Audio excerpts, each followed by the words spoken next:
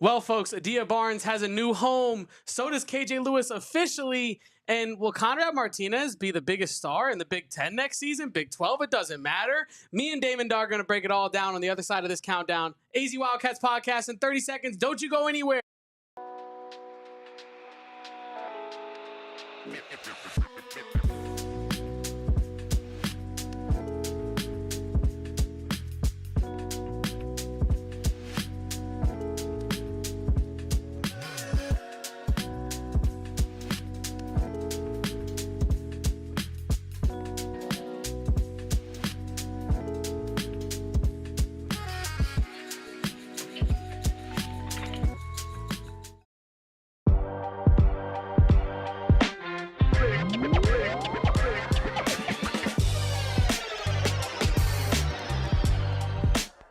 Welcome on into the AZ Wildcats podcast. I am Damon Fairall. He is Kevin Thomas. We are in PHNX HQ2 in lovely downtown Phoenix on a fine Monday morning, Kevin. And it is National Championship Monday. Final Four happened this weekend. Lots of Arizona news all weekend long. Yeah, how we living on a Monday morning, Kevin? How was your weekend? Weekend was good. Monday morning is going fine. I'm excited for my haircut tonight, Damon, so I can stop looking like a caveman on this beautiful podcast of ours. Yeah, I need a mustache that doesn't touch my bottom lip. You know what I mean? I need a mustache that doesn't go all the way down to my chest. So, yeah, I got to get cleaned up for us, Damon. I've been talking around the office with people being like, when is Kevin going to get a damn haircut? Guy looks like a hippie walking around here. But thankfully, we are finally at that day. Good morning, Erica. If that is truly what you call it. I'm sure Erica's been going through it a little bit over the weekend. And Erica just had a really good tweet right now. We'll get into, kind of the vibes around Arizona women's basketball later in the show. But Kevin, wanted to start off and just say, did you watch the Final Four this weekend? I did, Damon. I witnessed some history. I believe I did. This past weekend watching the Final Four. Did you watch the Final Four this past weekend? I did indeed. Watched a little bit more of the first game than the second game because I was at the Arizona ASU game on Saturday. Dub City. But yeah, it was a good weekend of basketball. I feel like despite the tournament being extremely boring, this is what it led to, right? Which was potentially the four best teams, no matter what, the 4-1 seeds playing each other in the Final Four. And we got two great games out of it, right? So, but Big 12 supremacy, Kevin. I'd be interested to hear what people in the chat say. So leave a comment for us. Are you guys rooting for Houston being in conference, or are you guys rooting against Houston because you don't want a conference opponent to get over the top there and get that national championship? Me personally, I mean, I wouldn't go straight conference, blind support. But in the case of Houston, I do kind of have respect for that program. I like Kelvin Sampson. I like a lot of the players in that team minus Tugler. And in general, it's I think that them winning kind of proves how great this conference was this season, Kevin. And I think it was really undervalued, right? Like the SEC was talked about all year long. We have about 8 SEC teams in the top 10 of the rankings for the entirety of the season. And now we find ourselves in a moment here where it's going to be Florida versus Houston. Walter Clayton, like he can't miss. He's playing out of his mind. And, can Houston be the team that stops him? Because they've been the team that kind of has stifled everybody to an extent this season, right?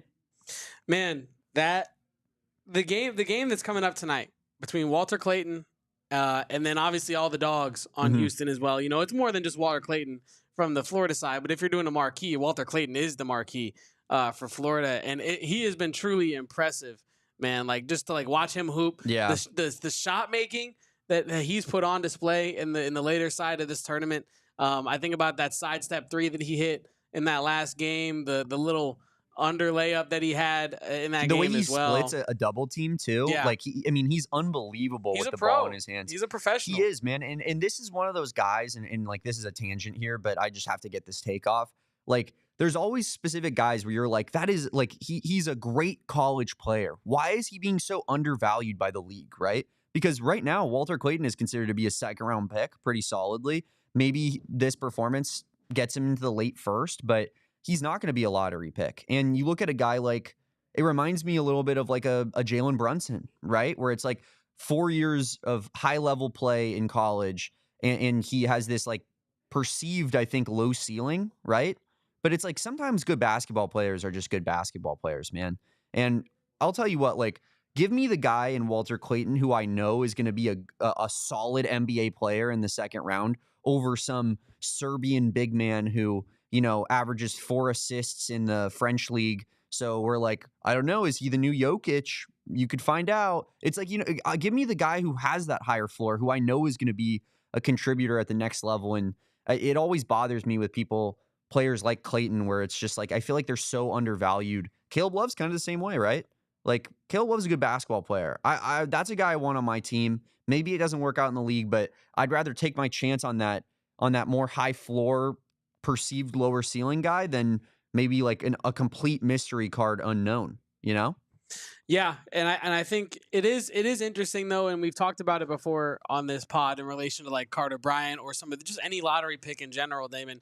Like it's a brutal choice for any GM in a high leverage first round pick situation, because unless you're in the bottom of the first round because your team was late in the playoffs and your roster building was awesome, your job is always under evaluation, right? So it's you don't want to put yourself out there on a limb for someone who has had a lot of tape on them and is a little older, and they might be an awesome player. They might be really good, but this also might be exactly who they're going to be for the foreseeable future.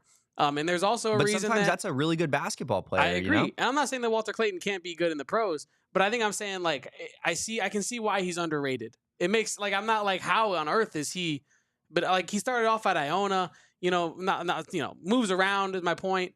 Ends up at Florida on a big stage where he can finally show why, you know, he's been underrated and who he really is. But I do think there is a little bit of a stigma, rightfully so, with some older players that, you know, end up dominating in college because of experience and age and physical size and strength. But he's not that guy. But like, I'm with you. I'm looking at you, Janai Broom. You know what I mean? I was just about to say, I think from a big man perspective, you're 100% right. I don't think you're typically finding upperclassmen who are big men like look at like, you know, Luke Garza or Hunter Dickinson. Like guys like that will never do anything in the NBA. You know, even I think like Zach Edey is kind of such a unicorn that like he can even get away with it a little bit more. But like that's not a guy who's going to be a great NBA player. You know, he is what he is to an extent. I think guards are a little bit different though. I want that experience in my guards, and I look at Clayton and I think to myself, that's a guy who can make every shot. He scores from every level, and he's athletic. So it's like, what am I missing here with this guy that NBA scouts are seeing and going like, oh, we don't want that. Like, I think his athleticism matches an NBA player, and his shot making certainly matches an NBA player. But getting back on topic, you know, I kind of said I'm rooting for the conference here. How are you feeling about tonight's game, Florida or Houston? I also am not a blind conference allegiance guy. You know me, I'm Mr. Qualifier. Like I always have something to say about, well, it's always like the weirdest, most minuscule. Yeah, I mean, I don't know if I can root for so-and-so school because, it just, you know what I mean? But Houston is not one of those schools, right? Because LJ Cryer ordered a tuna sandwich last week, and I hate tuna sandwiches. That's a type of opinion you hear from Kevin Thomas. No, it is. It definitely is. I'm very much a vibes guy. But I will say, like, Houston, you have to put up respect for Houston. And like, I will be rooting for Houston in this game. I was rooting for Houston against Duke. But, you know, I at the end of the day, Damon, I would love Arizona to have lost to the eventual national championship winner or the team that beat that team. You know what I mean? And Arizona's lost to Houston this season. And so I'd rather it be them than, you know, some other school that I think Arizona, if they had been given the chance to play once, could have beat. But you get bested by Duke twice. You get bested by Houston a couple times in there. Yeah. I forgot we lost to Duke twice. Yeah. I mean, I think those are the two best teams in college basketball for my money, and Arizona lost to them 4 times combined. Like, in not by the craziest of margins, right? You know, it's the Duke game from earlier this season to now to the tournament game was pretty similar, Kevin. You kind of let a end of first half flurry happen for Duke that you know, the game was extremely close, and then they catch like a 10-point lead or somewhere around there towards halftime, and then they just kind of sustain that lead throughout their entirety of the rest of the game. And that's similar. That's how Duke beat us twice. And then Houston, Houston, the recipe for Houston, you just saw it against Duke. That's exactly what happened against Arizona.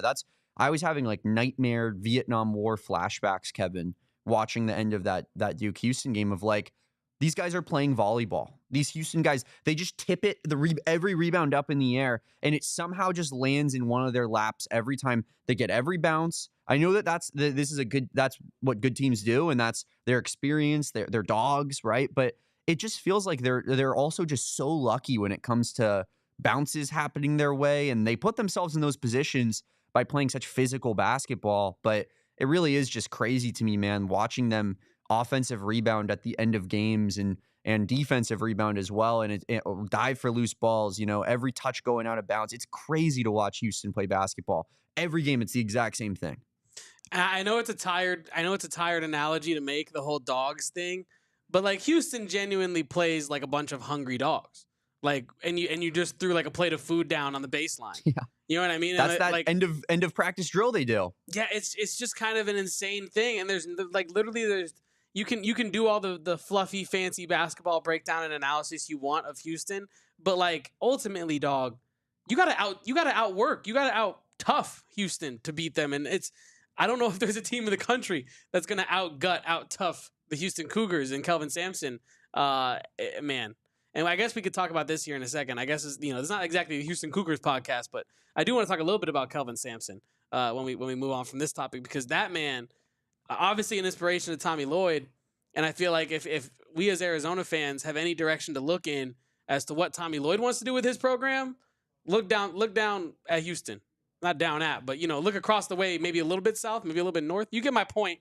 Look in the direction of Houston, Texas, and the Houston Cougars to see what they are doing and what Tommy Lloyd is trying to implement and emulate for Arizona Day. Yeah, I mean, Tommy said it right when we were playing Houston. Like, look at how much time it took Kelvin Sampson to build his program to what it is now, and I think got hired in 2014. I think he does see them as the model for what we want to do in the Big 12. When he came to Arizona, he talked about at Gonzaga, Arizona, and what Lute Olson did was kind of his and Mark Few's model for what they wanted their program to be and what they perceive as excellence of West Coast basketball. But I think that as Arizona makes this transition into the Big 12, Tommy probably looks at a team that epitomizes physical basketball and says to himself, "That's the team that I want to make and create at Arizona consistently." And I think we saw that. I'll be honest with you, Kevin. Like I'd love to maybe talk to a Houston media guy. I know Parker Ainsworth over at Locked On Cougs, friend of the show, but also there's maybe even some of the players and whatnot, and just ask them like, what's the most physical team you played all season long? Because and I haven't watched every Houston game, so I'm not going to say that it's I know how they feel, but it certainly to me looks like Arizona matched Houston's intensity the entirety of both games that Arizona played against Houston. Houston was just a slightly better team, and that's how it played out. And in particular, Uzan just didn't miss at either one of those games. Towards the end of those games, he just made tough shot after tough shot. So ultimately, Houston was a better team this year. They deserved both of those W's against Arizona. But I did feel like it's encouraging to me that Arizona went from what I believe to be kind of a soft team to automatically giving Houston a run for their money, Kevin, in terms of physicality and toughness displayed in a single basketball game. So, I think you got to be encouraged by that, and hopefully Tommy just continues to build that identity here at Arizona. Yeah, and Kelvin Sampson said it best when after the game he said, "Yo, we went 34-4 in the Big 12. We didn't go 34-4 in no toy poodle league." SEC, ACC as well. That's what he was talking about, right? Like he's talking about Duke. He's saying like, "Yo, we went 34-4 in the Big 12, not no toy poodle league." I just wanted to take shots where you're just parading around your number one draft picks with leashes around their neck, going Cooper Flag. Wow, purebred Cooper Flag, gonna go first overall. Get that out of here, man. We got pit bulls and Rottweilers over on these ways in the Big 12. True. Mutts. Mutts in the Big 12. These aren't purebred dogs, brother. No. I mean, call it Pete. I mean, anyway. That's on our team. No, I know, but I'm saying like, the Big 12. Houston does have a 5-star coming in next year. Yeah. There are some purebreds in the Big 12, but mentality wise, not many at Houston though. That's more of a underdog type mentality. It'll be interesting to see how they kind of grow as a program. getting some of these more higher profile guys now, right? Well, because it's kind of terrifying, right? well, but it also they could lose their identity to an extent. Like I agree with you, it is a little bit nightmarish, but I don't think it's set in stone that that's gonna like. There's a reason that those guys are dogs, and it's because they've been undervalued and you know they have that mentality built up inside of them. Those aren't five-star dudes, you know. But I do concur with you. Like if that's a guy, if that 5-star prospect, and let me find his name right here, so I'm not speaking just out of a place of ignorance. Chris Kinnick Jr. From Missouri, from Branson. Bang. There's 2 guys from Branson, aren't there? And they like must have played on the same team, and they must have been hell. They must have played on the same team, and they must have been hellfire to play against. Jerry Easter, right? Yeah, that's the USC guy. Yeah. Oh, they also have Amari Bynum. So Jerry Easter 46, Amari Bynum 47, and then Chris Kinnick Jr. 7.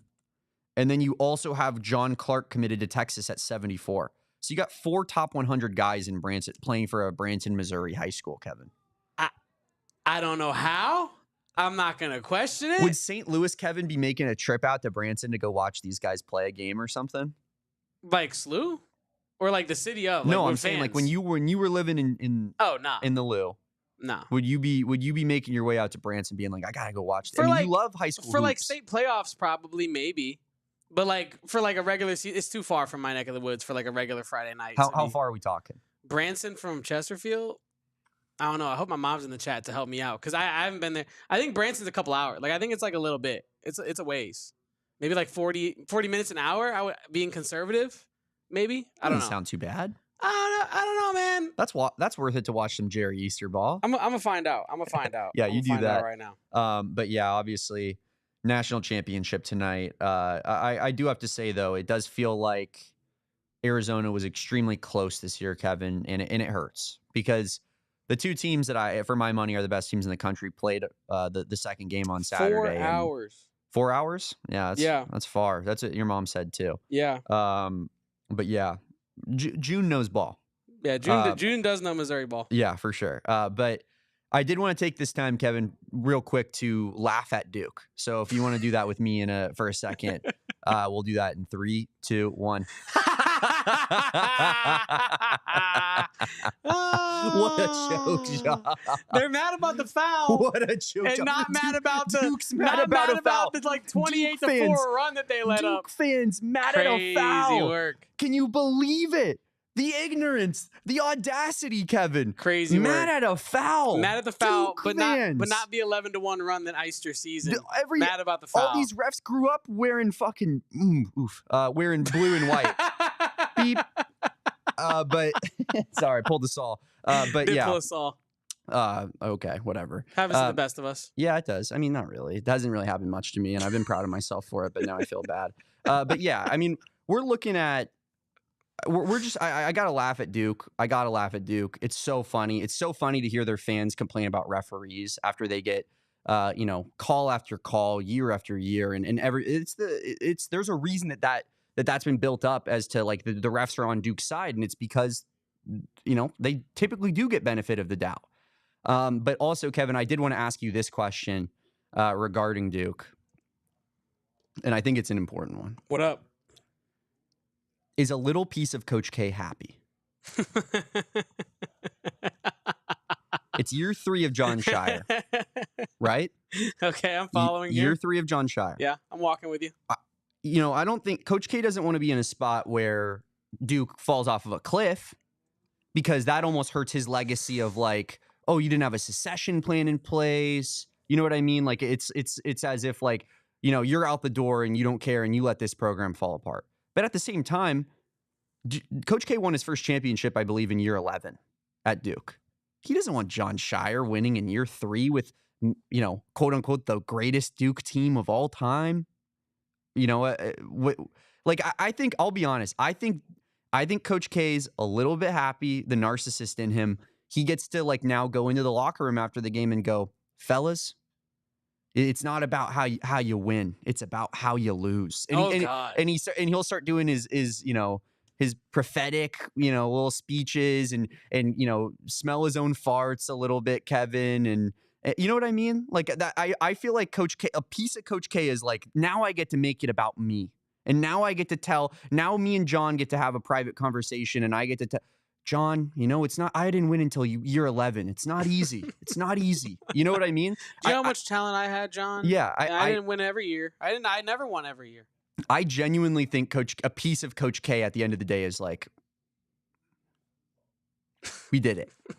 That's crazy. Honestly, I'll say I think maybe like a small sliver of Coach K is just happy from the sake of, my record of how fast it took me to get there is still standing for one more year, at least at the school. You know what I mean? The school. I don't even know if he necessarily wants John Shire to wait till year 11, but I definitely don't think he wants him to win in year 3. That's all I'm saying. And honestly, you could even make the point, Damon. You could even argue that if John Shire, because you said you don't want them to fall off a cliff, right? But if they did, people still talk about John Wooden, like as if like, you know what I mean? UCLA's been a powerhouse the whole time after he left. You know what I mean? So I think even if Duke did fall off a cliff, I think Coach K's legacy would be fine. If in fact it even might be more solidified as only this guy could do what he did, kind of thing. But yeah, no, I think he probably was watching that like, oh, I'm gonna have to send him a text like, you can't let a team have an 11-1 run at the end of a game and expect to win it. John, and John's just looking at his phone like, come on, bro, no crap, coach. What are you talking about? This loss is just gonna make us stronger as a program, John. I promise me. We got like I just feel like a part of him is like this is kind of the best case scenario. It's like Duke is still kind of on top of the world. They're still getting all these big time recruits, #1 recruiting classes under John Shire, like basically year after year. Boozer twins in next year, and he gets to just kind of take credit for it. And with the Boozer twins too, that's the other thing. If they were to win next year, I feel like he gets to then be like, I got Carlos Boozer to come to Duke, and that's why the Boozer twins are at Duke. So credit Coach K. You know what I mean? I just think Coach K he's such a narcissist. He's hilarious, but he's the best supervillain like in college basketball, no doubt about it. And apparently there was an article written earlier in the week, Kevin, about Coach K and how Duke's taken this step forward this year because Coach K let John Shire coach. He took a step back. He removed because Duke he kept his office. I don't know did you know that when he retired, Coach K kept his office in the basketball facility and didn't give it to John Shire, like the head coaching office. Well, because he wanted it and he was going to still be at all the practices piece? And yeah, he's still around the program like every day. And this year there was like an article like Coach K's, this is John Shire's program now, and Coach K's really taken a step back. And then now, he's courtside watching the game and probably in the locker room after the game. And it's just always about Coach K. You got to love it. Yeah. On the other side of that, though, I did want to bring up Jim Nance. Shout out to Jim Nance, kind of getting the opposite of that treatment where he gets to go be in the locker room and on the court side and all that stuff. But it's like wholesome. It's a lot more wholesome with Jim Nance. Also, I wanted to shout out our guy, Chase, resident UNC fan, Duke hater in the chat. How does John Cryer win with 3 lottery picks and 5 potential first rounders? Because they're not dogs. Chase is loving that. Because they're not dogs. Honestly, this is why Duke didn't win. They don't have a point guard. Proctor doesn't want to take the ball up the court. He's 6'5". He's more of a combo guard. And Cooper Flagg was taking the ball up the court late in games every possession. And that worked against Arizona. But against Houston, they're pressing up on him and making life difficult. And he doesn't know how to deal with that, right? So I honestly, I think that's what they didn't have the experience that they needed at the guard spots to win late in the tournament. Erica says, I hope one day someone hates me the way Damon hates Duke. Why would you wish that, though? Because if you don't got haters, you're not popping. No, you're right. But I feel like that's the weird place to start with. Like, you know what? I need someone to hate me like Damon hates Duke. I don't know. That just struck me as like, too. Damn. We all need a little bit of that in our life. It grounds you, You know what it was? It's because usually it's the inverse of like, oh, I need someone to look at me the way so-and-so looks at so-and-so.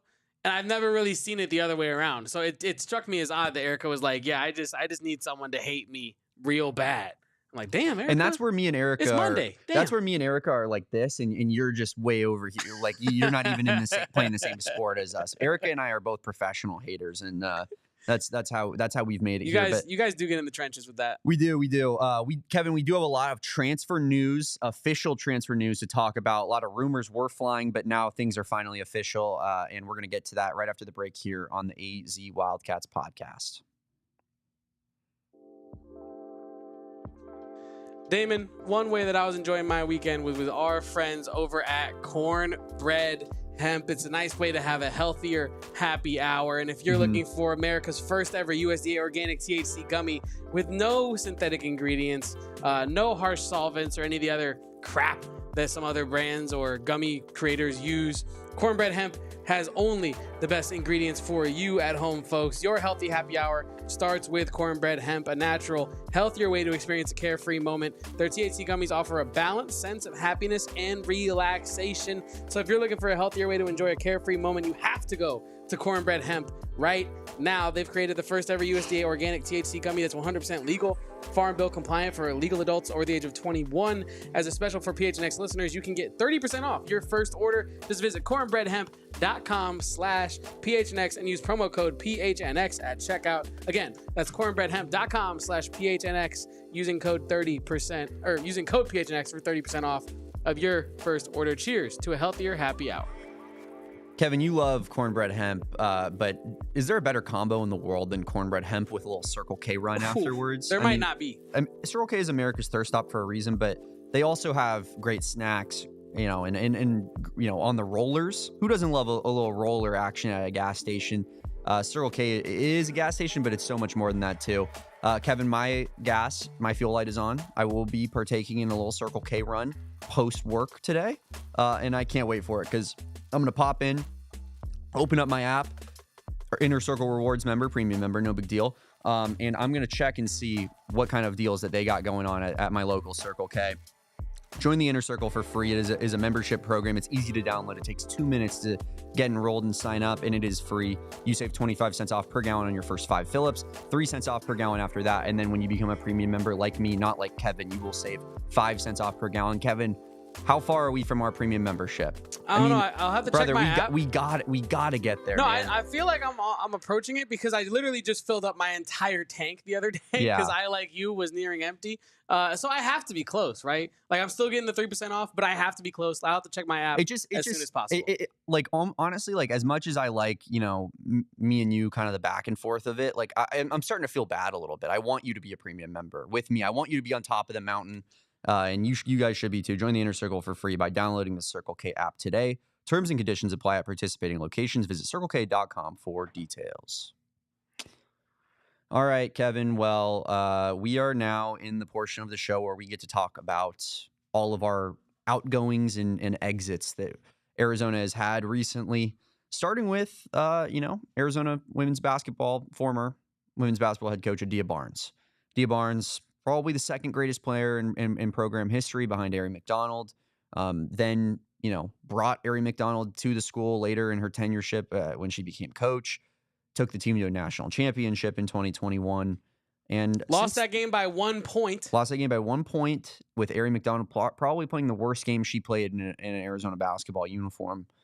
And it just, ever since then, just kind of slowly deteriorated year after year, to the point where Arizona was a kind of a borderline tournament team this season and didn't make it. So lots of transfers out, lots of exits, it felt like kind of bad blood with Adia and some of the players that she brought in. And now a change is made, right? I think you're looking at a kind of a situation where Arizona was probably telling her, go find another job, right? I think Adia was kind of putting herself out there, whether it was the Auburn job, which felt a little lofty, or now the SMU job where she finds herself at.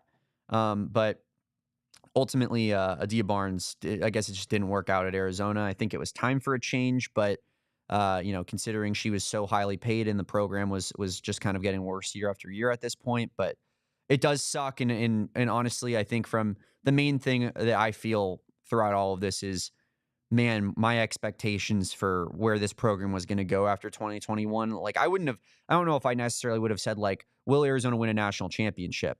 I would have been like, I don't know. I mean, that season kind of felt like a dream season. Everything broke right for this team. But I did think Arizona was going to be like a consistent Sweet 16 type team. similar to what Tommy Lloyd is doing with the men's program.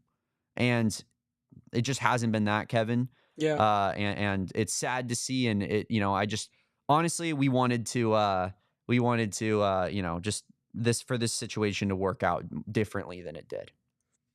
Damon, yeah, no, you're totally right on the money with that. And Adia Barnes, for as wonderful of a person and a figure as she has been for Arizona women's basketball, the writing was all over the wall. Like, you couldn't look anywhere on the wall and not see the writing at this point. And it seemed as though either Adia Barnes would be kind of a lame duck head coach next season. Yeah. Which I think would have been bad for the program. Yeah, if I can call a spade, it probably would have gotten kind of ugly at times, probably, judging by just the last public media appearance she did to end the season. Truly that, but also like ugly on the court. Probably like one of the worst teams in the Big 12. Very true. Which Arizona probably will be next season as well. But yeah.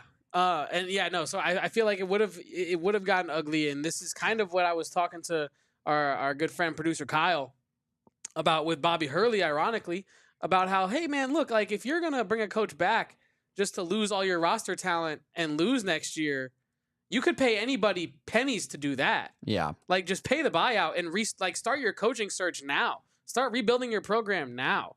And so I feel like Arizona, instead of doing the route of keeping Adia Barnes, not wanting to, figure out the finances and having a lame duck coach, they say, no, go seek employment elsewhere. We will start this journey today.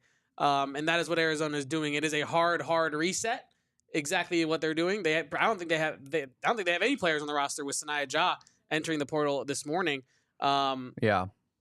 Mylene Rolfe and Paulina Paris, I believe, following Adia to SMU, I believe. Paulina Paris, for sure. I didn't know what was confirmed or what not was confirmed, but it seems like that's the way the wind is blowing, that both of those players will follow Adia to SMU. And now the whole cupboard is bare. Exactly, yeah. With Sanaya Ja entering the portal, the whole cupboard is bare. Don't even have a coach. Don't got a staff. Don't got a team. Silver lining is you can't get worse.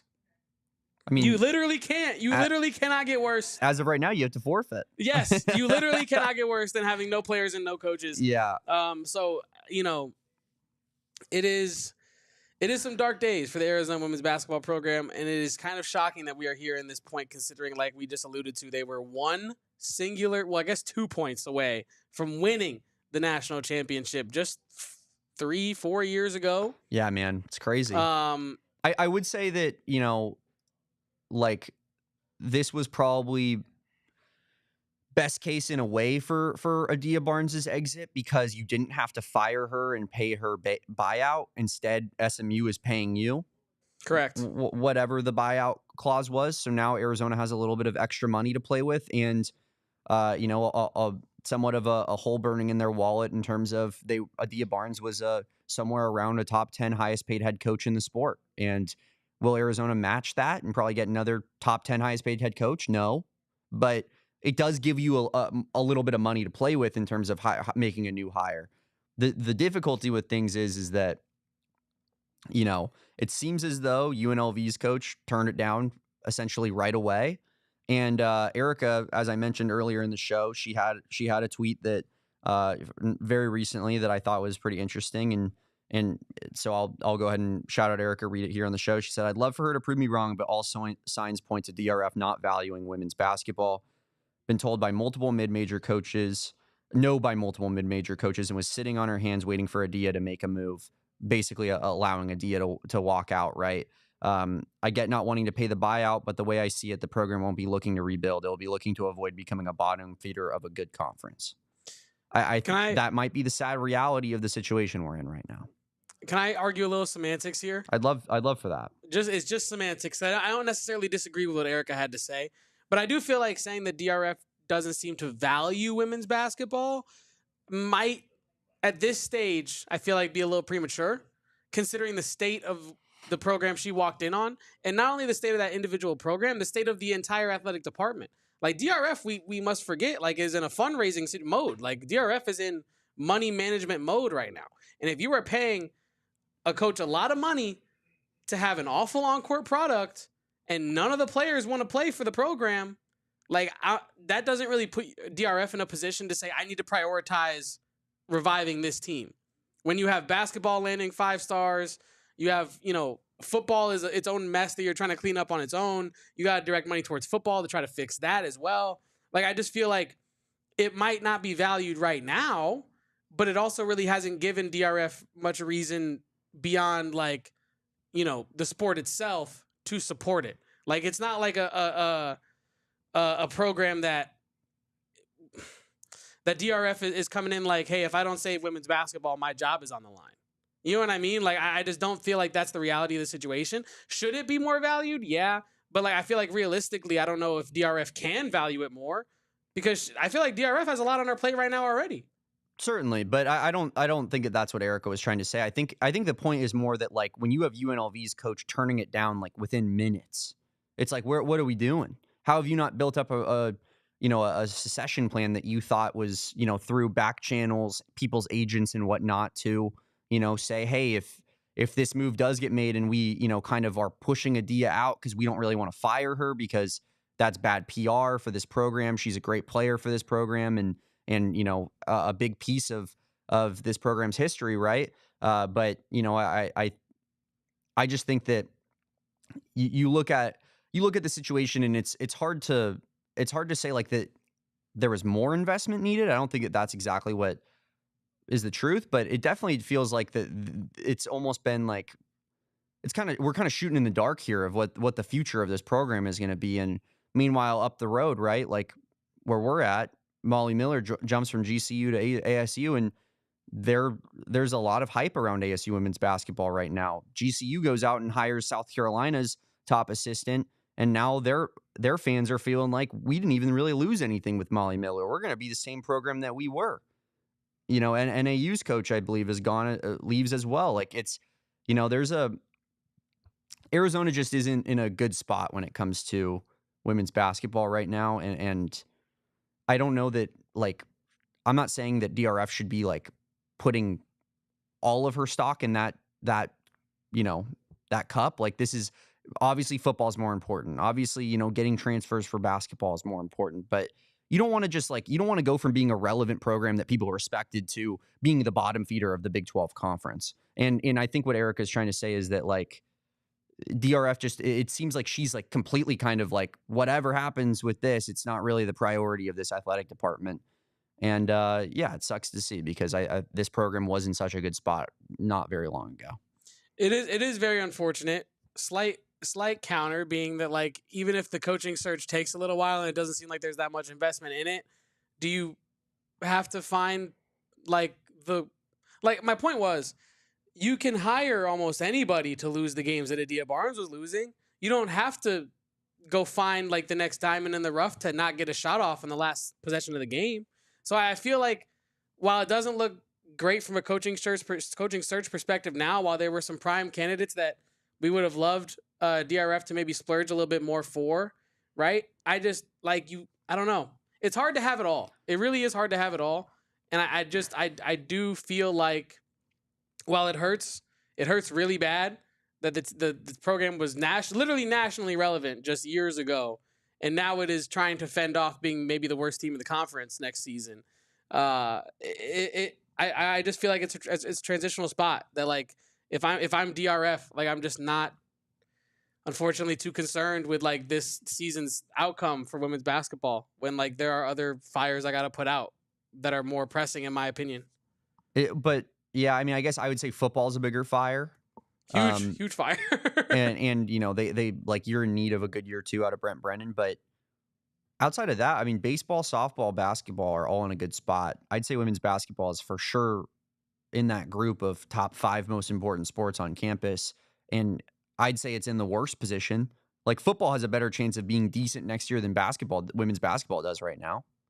So I'd argue it kind of is maybe the biggest fire you got to put out at the moment. And I'm not saying you got to like give Adia Barnes' salary to the next coach, but this is it does feel like it's like she didn't have a plan in place to get this done. How do you not know if Adia leaves, that like what your next move is going to be? And this, you need a quick hire, because this is the middle of the transfer portal. All the players are going to be picked up and gone by the time that it's done. And I didn't even know this. Erica says that UNLV's coach is Lute's granddaughter. And it's like, how is she turning down this job at UNLV? You know, like that's egregious to me. How do you not convince that person to come back to this place? I mean, I'm sure she like lived in Tucson for a good portion of her life, you know?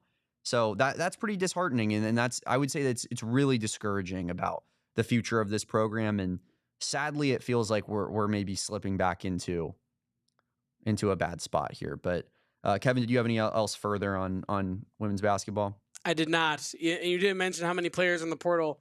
I just wanted to make a quick quip by saying I think half of those players are Adia Barnes' players at this stage, Damon. But that was all. Yeah. Well, we're going to get into KJ Lewis, Henri Veesaar, and Emmanuel Stephen more right after the break here on the AZ Wildcats podcast.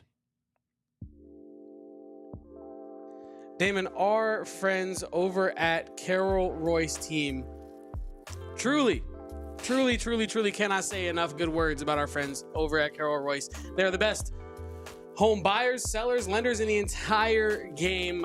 They have it on lock. They're the best team in the entire valley. They have dealt out thousands of homes to Good Samaritans all over the valley here.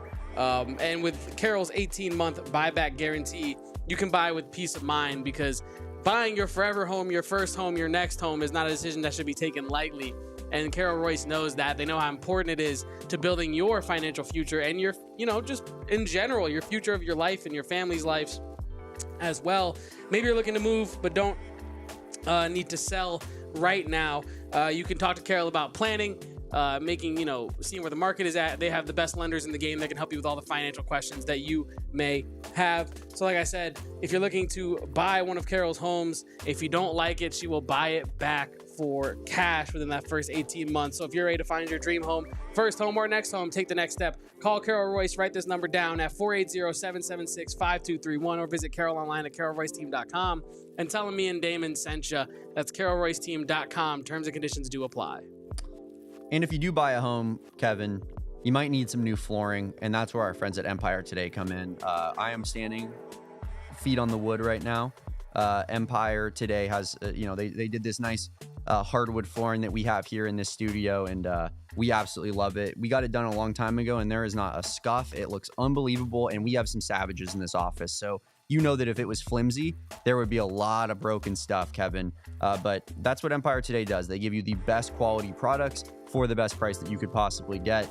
And if you use our promo code of PHNX, you're going to get $350 off your first or your big order there. And $350 is no joke. So it's going to be like, you look at Empire Today compared to the big box stores, Kevin, Empire is they're not going to make you drive home with all the flooring in the bed of a pickup truck. They're not going to make you then go pay for someone to install it. They're going to do all of that process for you and make it nice and easy. And that's why it's the best bet for new flooring. Schedule a free in-home estimate today, because some things are just better at home. PHNX listeners can receive $350 discount when using promo code PHNX.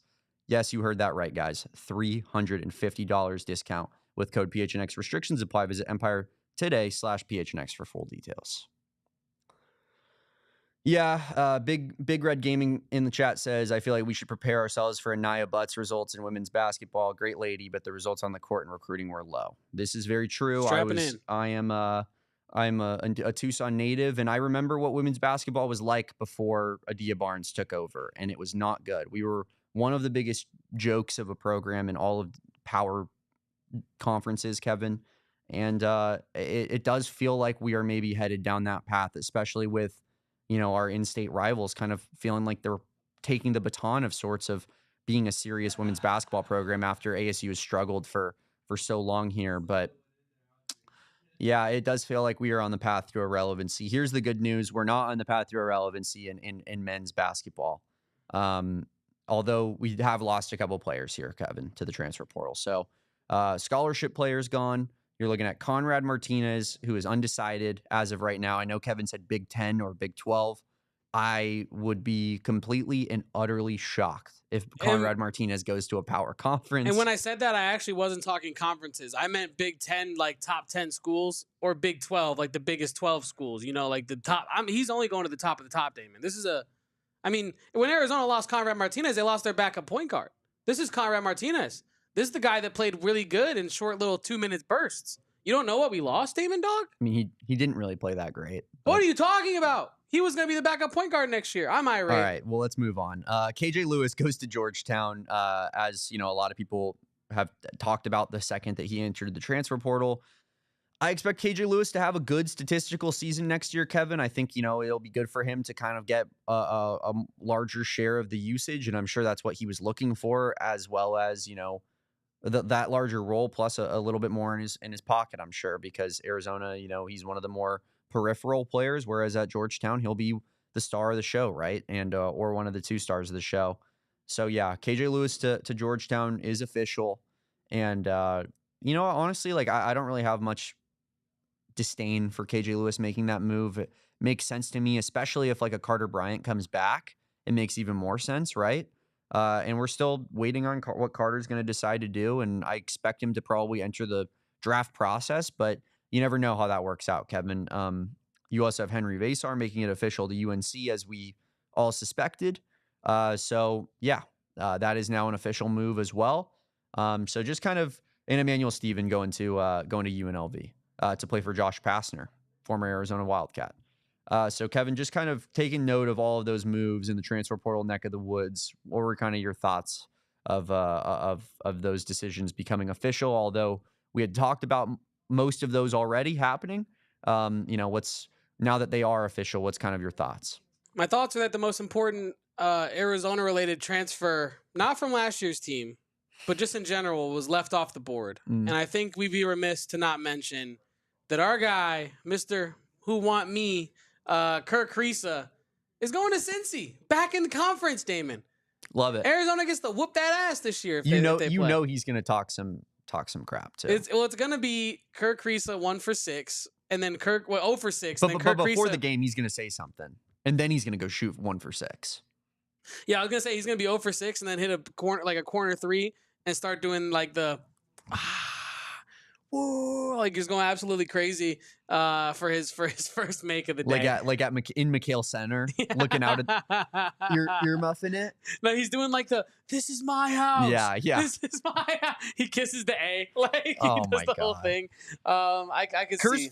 Kerr's fun. I'll say that. Like it's fun. No, he is fun. We're joking, but it's fun to have him in conference. It'll be fun to play him next season and just kind of the storylines with it. But yeah, that is the biggest move for sure, Kevin. Thank you for pointing that out. That's what I'm here to do. That's what I'm here to do. Pick up the slack. Damon he does a lot, but he can't do everything, and that's why I'm here, chat. So.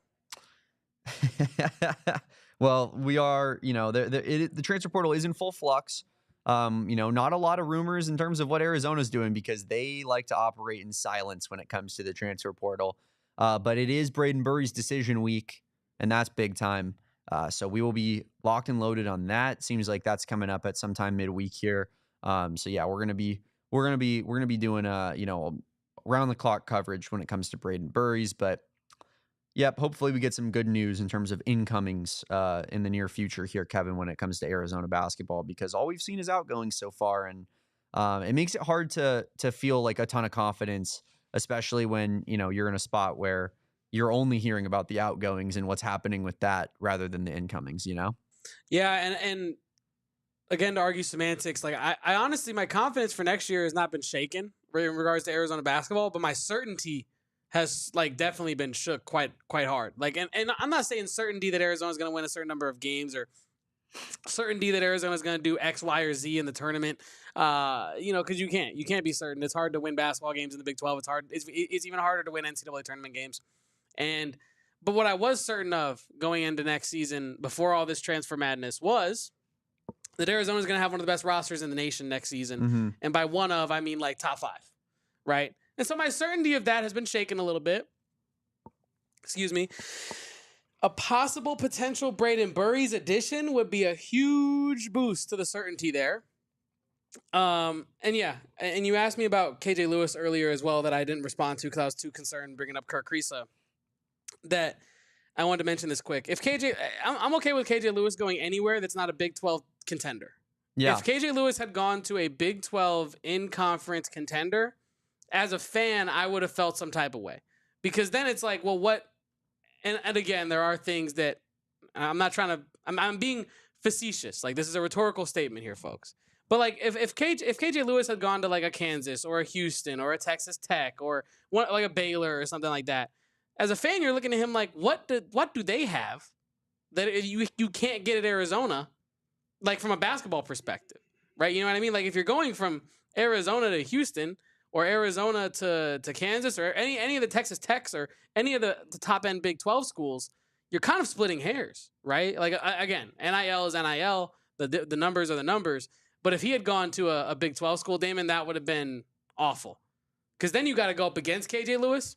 And I know for as much as fans love to harp on his offensive, like, you know, lack of capabilities or whatever, like the low offensive potential, whatever you want to call it. Yeah. Playing against KJ Lewis, I'm sure would be I'm trying to think of a word that isn't a curse word here, but it would be a very difficult thing to have to deal with that you would not want to deal with. I'm sure is your best player getting guarded up by KJ Lewis. Yeah, and he'd come out with a little bit of extra fire too. Yeah, we have intel that it was down to Kansas, USC, and Georgetown, ultimately picking Georgetown. So Kansas was an option, Kevin, and that would have been pretty wild, I think. Yeah, because Houston was a rumor in the early days of the transfer. It was because I think I would have been shocked by Kansas, genuinely, because that doesn't feel. It felt like maybe KJ, like, to me, I could have saw Houston too.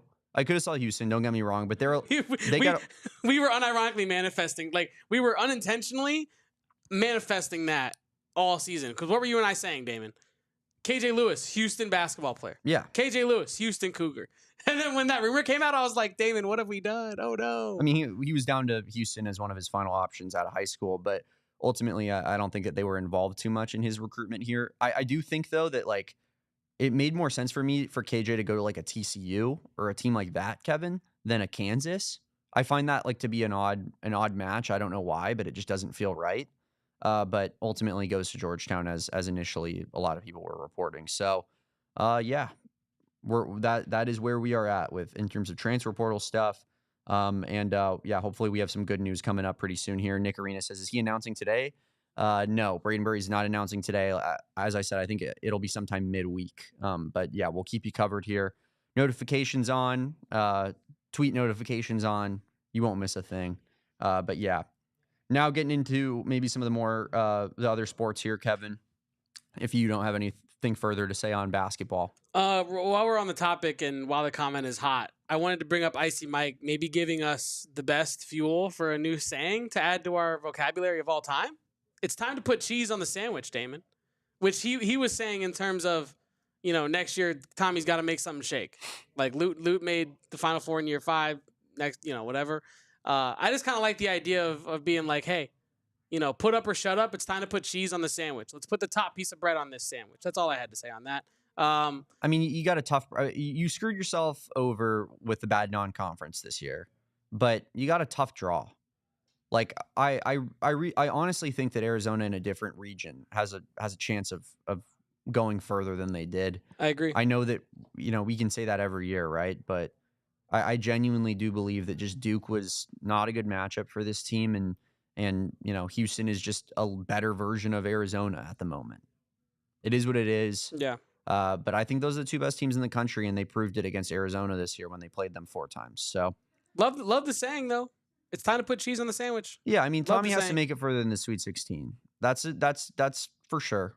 But that's reality, Icy Mike. I don't know what to tell you, man. Like, that's the situation we're in. This Duke team is statistically one of the greatest college basketball teams of all time. Like, Arizona gave them a shot, but it just ultimately, like, didn't have the horses to get the job done.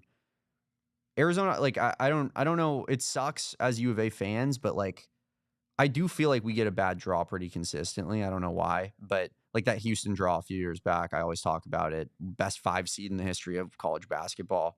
Had less losses than they did seeded in the tournament. But yeah, I mean, it's you got to come back next year, and I think you got to go further than the Sweet 16. We've seen 3 Sweet 16s in 4 years. Time to get past that moment, Yeah. No, it's time to put cheese on the sandwich, Damon. It's trying to put Okay, cheese well, on the we sandwich. lost Kevin. He has no other thoughts. Well, no, I mean, I'm like, I mean, what I don't, I'm not really a draw guy. Like, that's not my get down. Like, I'm with you on the idea of you play who you play, and sometimes you're going to play harder teams than years prior, right? And Houston definitely the most underseeded team of all time. That year that they were the 5 seed and Arizona had to go up against them, and I think that like that's not even like a joke. That's like that's the truth. Like if you look up underseeded teams, like they are in that class. But yeah, and I think the real missed opportunity this season, when it's all said and done, it's not getting over the hump of Houston in the regular season, because while Houston had a couple, and I will say a couple of incredibly fortunate, maybe like once in a lifetime type fortune in that Duke game, right, that they won this past weekend. But I really feel like Arizona was right there against Houston, and they were right here against Duke. And that little difference between that Houston team and the Arizona team from this past year, I think really showed in the Final 5 against Duke, because Houston, they were set to lose that game by double digits. You know what I mean? I think that's going to be forgotten because the epic comeback and the Emmanuel Sharp 3 and the Tugler put back and the flag over the back or the lane violation, whatever it was. But yeah, Arizona really truly was that close. And you and I talked about it this year. If they were in the Texas Tech slot in this year's tournament, which they screwed themselves out of that. Yeah. If they were in that slot, how much different is that a correct grammatical sentence? How much different the season could have looked in totality if Arizona had taken care of business in the non-conference, Damon. But yeah, that is overall my take on that. I don't think that there's any added pressure, at least coming from my mouth, on Tommy Lloyd's shoulders this year. I'm not going to put too much more pressure on him just because of the year that he's like, just because it's X number of years at a program does not mean that I feel like he has to win in that next year. I mean, what am I trying to say? We referenced it earlier. Kelvin Sampson got hired in 2014, man. Like, it takes time to build these programs. And especially if you're Tommy Lloyd, who this is your first coaching job, like first head coaching job, excuse me.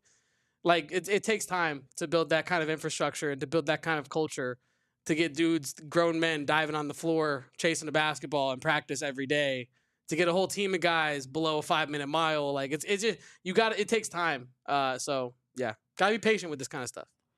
Lose my daddy put in here that Clemson wasn't a tough draw. Agreed. That was a egregious inability to make the Elite Eight, I believe, in that circumstance, and Arizona had no business losing that game. I will say, he said Princeton wasn't a bad draw. I think that Princeton team was pretty damn good. I'm not saying that Arizona should lose to Princeton ever, but I'm not going to sit here and say that was a bad 15 seed. That's one of the better 15 seeds I've seen, and they went to the Sweet 16 because of it, right? So I don't know. I like that Princeton team impressed me. I'm not saying Arizona should have lost to them. We should never lose to Princeton, but I'm not going to say that they were like an easy draw. I do think Clemson in the Sweet 16 is an easy draw, and you blew it there, right? But I think that this year's team easily wins that game, Kevin, and they get put in a different circumstance, so they don't play it. But I also, like, if we're going to be talking about Lute, the 97 year, absolutely. Like, Arizona beat 3-1 seeds that year, but Lute also lost in the first round multiple times. Like, that's not, he wasn't perfect either. It happens. It happens in college basketball. It's the nature of the sport. Didn't happen this year, but it typically happens where at least, one high seed goes down. But we continue on. Real quick, Damon, you mentioned the Princeton game. Did you see Xavier Lee from Princeton is transferring, entering the portal? No. The guard, the junior guard, the 6'3" kid that can really cook for like the guard for Princeton, shifty player, is entering the portal as a junior. And I saw people on Twitter like with a really like savvy take on it. Like, he's entering the portal after 3 years at Princeton? I did see that actually. Yeah. Like, that's crazy. 8 months away from a Princeton degree. Get your degree, bro. For free? Yeah. For free? And you want to go play at like Middle Tennessee or Memphis? Sorry, Erica. Sorry, Erica. But you know what I mean? Like, it's just like some random school. You're at Princeton, brother, for free. Anyway, that's what I was thinking of when you were talking about Princeton, because I saw that the other day and I was just like, ain't no way I'm transferring out of Princeton if I'm being paid to go to Princeton, and I've been there for 3 years already. Neither here nor there. If you're watching with our streaming partners, head on over to gophnx.com. We're going to round out here talking a little bit of diamond sports. But Kevin, I know I asked this about 10 minutes ago, and we talked for a lot longer about basketball, but did we get all our takes out? I think we did, and I feel like it's time we go to overtime. Let's do it. We made it to overtime, Damon. Today's show is entered overtime, and in today's overtime, we're going to be talking about, like you said, diamond sports. And before we do that, though, Damon, I did want to, set the record straight. I think, you know what I mean? Like, I've been putting the work in. I've been putting the time in. Been putting the miles on the road. And you asked earlier, and I shall answer. I am just $27 away from the 5 cents off per gallon inner circle that Damon has so desperately been trying to keep me out of. I'm pretty sure I said on this show, if you go back and watch it, that I want you to be in the premium membership. I just have to show that there's levels to this. But yes, Kevin, we are about one tank of gas away. So I'm happy for you, brother. Yeah. Also happy for Arizona baseball this weekend. Won the series in Tempe. Lost the game on Sunday after going out to a 4-0 lead. Pretty unfortunate loss there. Lost 8-4. But yeah, 2 wins against ASU this weekend on the road. Hard to be mad at that. Like I said, I was at the Saturday game, and man, they look pretty good. 22-9 on the season now, Kevin. 8-4 in conference, tied for 3rd place in the conference with TCU, and behind West Virginia by a game. Who you beat earlier in the season in a series, and only down a game to Kansas as well. So Arizona baseball in a good spot and contending for the Big 12 title this year for regular season. Could be fun. Could be something to monitor down the stretch. But shout out Arizona baseball this weekend, picking up another point for us in the Territorial Cup standings. And Arizona now out to, I believe, 8 to 5.5 point lead in the Territorial Cup standings, with tennis left to play and track and field, both men's and women's, left to play as well. So yeah, should be hopefully another W in the Territorial Cup for the Cats versus ASU. And how could you be mad at that? You can't, Damon, but I'm not going to let you off the hook, brother. I appreciate you. And I also know everyone in this chat appreciates you for all the hard work you put in, not only on this podcast, but the Cardinals podcast. Go check that out. But you, always happy to be wrong, said Arizona would not bounce back this weekend against Arizona State baseball. Pumped and about they it. did. And I know you're pumped about it. I just wanted to make sure it was understood that Damon's run of being benevolently incorrect continues.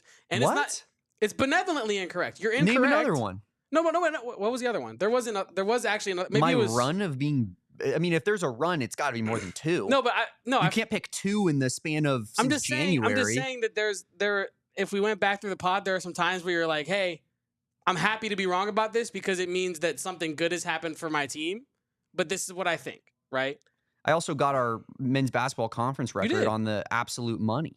You did. Said Hunter Dickinson was going to be the toughest opponent we played. He scored the most points against us all season. Said Houston was going to be the toughest team we played. They absolutely were. So why are we only talking about the L's? That's my whole point. I'm actually bigging you up. I'm saying you were wrong, but you're doing it on purpose. I'm saying you're a sage individual. I'm saying you're reverse jinxing our programs, and you're making them better. If you would come on here and said Arizona bounces back against ASU this weekend, maybe they lose. Maybe they don't bounce back. But because you said on this program that they would not, they heard you and they did. And so I think everyone should be thanking you. I'm not trying to come at you here, but I just think that I will now be taking notes on all of Kevin's takes so that I could bring them on the podcast and throw it in his face when he's wrong. You were wrong, but it benefited us. So I figure we bring it up. Sure. But then you said that my benevolent run of being wrong continues. So that's where you created a monster. When you're wrong. That's where you started war. I'm confused. Because I'm saying when you're right, you're right. And I'm saying when you're wrong, it benefits us. So I don't get where you're offended here. I don't know if when I'm wrong, it benefits us. Come on, Erica. Don't do that to me. That's what I'm saying. I'm saying when you're wrong, I'm saying you were wrong about them bouncing back. They bounce back. It benefits the program. That's my point. I'm saying Damon Dog can't be wrong. Because if he's wrong, Arizona's right. And that is ultimately perfect. I mean, it just was a legitimate take. I thought ASU was playing better baseball at the moment. And they were playing better baseball, yeah. Yeah. Sorry. I apologize. A bounce back is a bounce back, Damon Dog. A bounce back is a bounce back. Or women's softball. Softball continues. They win the series against Oklahoma State, move to 33-7, 10-5, and they are second place in the Big 12 behind Texas Tech, who is somehow 11-1 as Arizona's 10-5. So Arizona's played unbelievable, 15 conference games while Texas Tech's played 12, which I find interesting. But there is a 3-game series coming up here in 10 days against Texas Tech at Arizona, Kevin, which could be massive. If Arizona could somehow get a series win there, they're right back in the thick of things in terms of the Big 12 conference as well. And hopefully it would be pretty cool to sweep the Diamond Sports, I think, in first season in the Big 12. But Devin Netz continues to just be an absolute stud. 5 innings pitched, 0 runs given up against Oklahoma State, and then hits a 2-run bomb in the 6th inning as the dagger. I am ready to say she's better than Shohei Ohtani. Yeah, like that's it's unbelievable to be that skilled. And how lucky is Arizona to have a player like Devin Netz? Because you're gonna need a player like Devin Netz to beat this Texas Tech team that's on quite the run. Yeah, Damon Dog. Arizona has a better record than Texas Tech overall, but Texas Tech's conference record is unbelievable. So, you got to respect them. But obviously, I think Arizona has a good shot, hopefully, to take that series at home and make it a competition here down the stretch of the season as to who can win that regular season title. Nick says Devin Netz should win Big 12 Player of the Year. I'm with you, brother. Doing it from both sides of the plate. Come on. I got to see Devin Netz in person this season. I have to. Like, that's one of those things where like it goes on your sports checklist of like, hey, players I need to see play in person, like in their prime season. This is a run you got to see in person, I feel like. Yeah. You know what I mean? Yeah. AZ Cats G, super chat. Not quite a buzzer beater, but this is a clutch shot right here for sure. I made it just in time for overtime. Hello, boys. We appreciate you, AZ Cats G, for all your support. Honestly, one of the GOATs of the chat, for sure, Damon Dog. Definitely. Nick Arenas saying that Devin Netz is the Travis Hunter of softball. I don't know if that's a compliment or an insult based on, Travis Hunter being a fraudulent Bolitnikoff and maybe running the silliest of routes ever at his pro day. I kid. But no, yeah, Devin Netz. Do you? Big X the plug type routes. I say it in jest because our guy RK did take some exception, I'll say, to people on Twitter pulling that. Shocker. Yeah, I know. And I, for one, am shocked that Jake and RK disagree with people calling out Colorado players. He did post like the exact same route in a game that like did work. But you have to admit, like it's kind of uncanny. This is the NFL. And I understand that like sometimes routes when there's not defenders look silly, but like we're allowed to laugh at it because Travis Hunter literally looked like Big X the Plug when he ran that route. If he does that in an NFL game, Kevin, he'll be picked up by an NFL DB by 2 hands and thrown into the ground, like with press coverage. That's not a route that you can run in the league. Maybe in college, as he can out-athlete everybody. Travis Hunter gonna be not injured, but like bruised up, going to the bench, like hitting his dance, like, you know what I'm saying? That's what I need to see. I need to see Travis Hunter dancing more than I need to see Travis Hunter playing football. Because if I see Travis Hunter playing football, I don't need it. I don't need that in my life. I need T-Mac time. I need Travis Hunter in the NFL to prove to us all why he was a fraudulent Bolitnikoff. I need it to not work. I am biased. I'm biased against Travis Hunter, Damon. Really? I don't really care. I'll be honest. I don't know. Because I feel like Colorado fans, if he goes to the league and looks awesome as a wide receiver, you know what I mean? It's going to be like, see, told you the whole time. Best receiver in the draft. I mean, I think he'll be a good wide receiver in the NFL, but he's mostly going to be a cornerback. The reality is, though, that I feel like Colorado's stock in all of this is definitely a lot more regarding how Shedeur does in the NFL than how Travis Hunter does. Because I think everyone is of the belief Travis Hunter is going to be a phenomenal NFL player. Whereas Shedeur Sanders, it's very up in the air. And, I was told for 12 plus months that he was going to be the number 1 pick without a question. Certainly is not going to be that. Seems as though his stock is falling by the day. And it'll be interesting to see how he performs in the NFL. I'm not necessarily out on Shedeur Sanders. Like, I think he could have a good NFL career. But just given that he is Deion's son and he is kind of the bigger talker of the two, I think that Shedeur is going to be more indicative of how we view Colorado getting players to the league than how Travis Hunter is personally. But yeah, it'll be interesting. T-Mac lost smoke recently. The Dallas Cowboys at 12 might be looking to pick him. And they could really, really use a second wide receiver. And I think he could benefit from playing next to a guy like CeeDee Lamb, because guess what? You got to bracket CeeDee Lamb. Now T-Mac's 35 yards down the field in single coverage, jumping up, catching, jump balls against NFL defensive backs. And I think that that's a great situation for him. Dak Prescott, while not the best quarterback in the world, is certainly a compiler of stats. And if you compile stats, that typically means your wide receivers are doing pretty well, Kevin. So I think that would be a good fit for him. There's some other teams that would be good fits for him too. But the smoke around T-Mac right now, I feel like there's the group of people that are just trying to nitpick every single little thing that he does. And then there's the group of people that are like, what are we doing here? This guy's unbelievable. And I see a lot of takes about like, he can't run routes wrong. He can't, I've seen like, he can't beat press coverage. He can't, run with the ball after yards after catch, which is the most wrong one of all of them. The guy breaks tackles at an insane rate for a 6'4" wide receiver. So yeah, we're sitting in a spot here, Kevin, where, hopefully the hit job against T-Mac will cease to exist coming up here, but I think he'll take care of business in the NFL, and that's all that's going to matter ultimately at the end of the day. Real quick, before we do get out of here, I do want to say Arizona did lose a legend this on April 5th, I guess. So that was on Friday now. It was post our show, but Cedric Dempsey, who was the former athletic director at Arizona, was also, I believe, the former president of the NCAA at a point, Kevin, because he worked his way up so much. But, he's phenomenal influence in terms of Arizona athletics. Our guy Justin Spears laid it out in a tweet.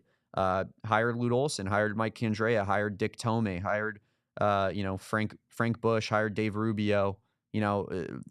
Responsible for largely all of the legendary hires in Arizona athletics history. And I just want to say, we're thinking about him and his family. And it's absolutely, it's sad to lose a legend, but it gives us the opportunity to speak about all the great things that happened.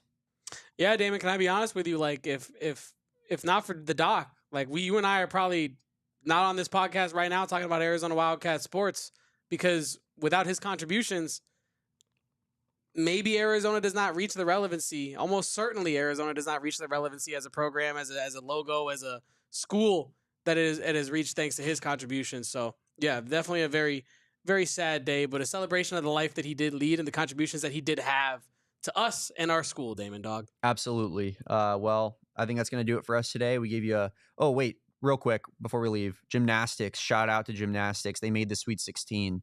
The season came to an end, but it was a great season for the gymnastics team. And I just wanted to give them a shout out as well. They lost in that Sweet 16 matchup, but it wasn't as if they weren't competitive. And overall, it was a great season for those girls and those women. So that damn Sweet 16, Damon. Yeah, absolutely. That damn Sweet 16. Yep. Certainly, it owns us, but that's going to do it for us today. You can follow us at PHNX_Wildcats on Twitter. He is at Kevo Posts. I am at Damon Dog. That's DAWG. And then, of course, follow Erica Lee Day, no H. And shout out Erica. She's doing a Spaces tonight, 8 p.m. Make sure you guys are there indeed for the Twitter Spaces. We got a lot to talk about in the world of Arizona, as you saw today. And yes, we will be back tomorrow on a Tuesday at 12 p.m. Make sure you guys are here at high noon, and we will be here as always. Turn notifications on, subscribe to the channel if you haven't done so already. Please like this video. 17 likes, not enough for Kevin to get a good night's rest. I will be going to bed at 5 a.m., chat. Not good enough. Not good enough. Run up those likes. We appreciate y'all for joining us, and until next time, peace, bear down. And go Cats! We